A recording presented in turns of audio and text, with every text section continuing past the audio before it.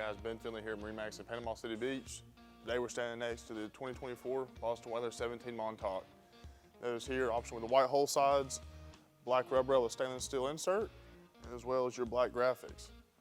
Here on the transom of the boat, powered by Mercury 115 four-stroke engine. Let's step up inside the boat, take a look at what the inside has to offer. Hey guys, now here on the bow of the 17 Montauk. Ample deck space up here, whether you're fishing or just out for the day. Anchor locker here forward, and it has a built-in insulated fish box here.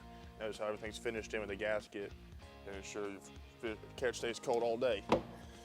All right, so close that up, working here towards midship.